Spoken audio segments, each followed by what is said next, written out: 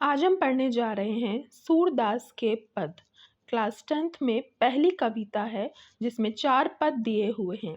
इन चारों ही पदों में उस समय का वर्णन है जब श्री कृष्ण गोपियों को छोड़कर चले जाते हैं और गोपियां श्री कृष्ण के विरह में होती हैं। श्री कृष्ण स्वयं न आकर अपने मित्र उद्धव को भेजते हैं योग संदेश देकर, परंतु गोपियां उनके योग संदेश को अपनाने से मना करती हैं और अपने श्री कृष्ण प्रेम को ही बेहतर बताती हैं। गोपियों और उद्धव के बीच में जो संवाद होता है उसी का इन पदों में वर्णन है। पहले पद में गोपियां उद्धव से कहती हैं, हे उद्धव। उद्धव अर्थात उद्धव। ये जो पद हैं ये ब्रज भाषा में लिखे गए हैं और सूरदास की लिखी हुई पुस्तक सूरसागर के भ्रमर गीत से लिए गए हैं।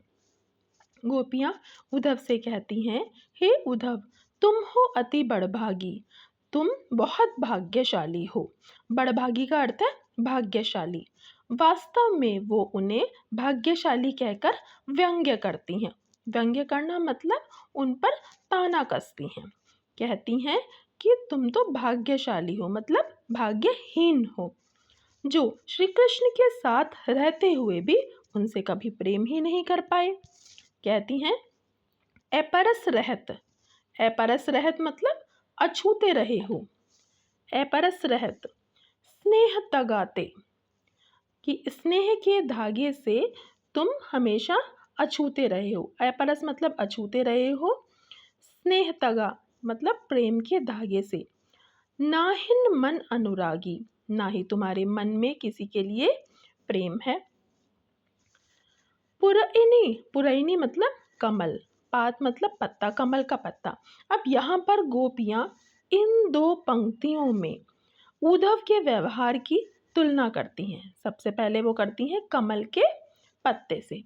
कहती हैं कि जिस प्रकार कमल का पत्ता रहत जल भीतर, जल के भीतर रहते हुए भी तारस देह न दागी, उसके शरीर पर एक भी धब्बा नहीं लगता, ठीक उसी प्रकार आप भी श्री कृष्ण के साथ रहते हुए उनके प्रेम से वंचित हैं। अगला उदाहरण देती हैं वो तेल की गगरी का।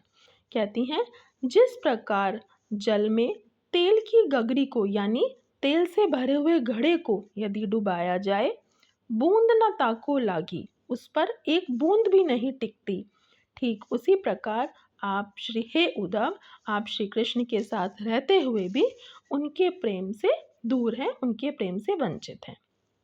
आगे देखिए, प्रीति नदी। प्रीति नदी अर्थात प्रेम रूपी नदी।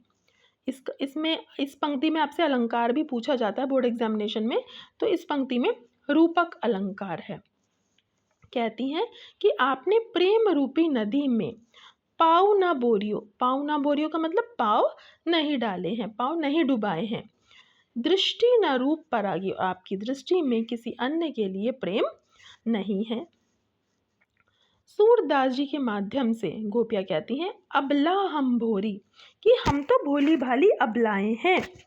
हम उसी प्रकार हैं जिस प्रकार चींटियाँ हैं। चींटियाँ क्या करती हैं? गुड़ से मिठास प्राप्त करने के लिए उससे चिपक जाती हैं। तो अपने आप की समानता, खुद की समानता गोपियाँ चींटी से करती हुई कहती हैं कि जिस प्रकार चींटियाँ गुड़ की मिठास प्राप्त करने के लिए उससे चिपक जाती हैं और चाह कर भी वहाँ से छूट नहीं पाती है, ठीक उसी प्रकार हम भी श्री कृष्ण के प्रेम में जुड़े हुए हैं। हमारा मन भी श्री कृष्ण के प्रेम में जुड़ा हुआ है।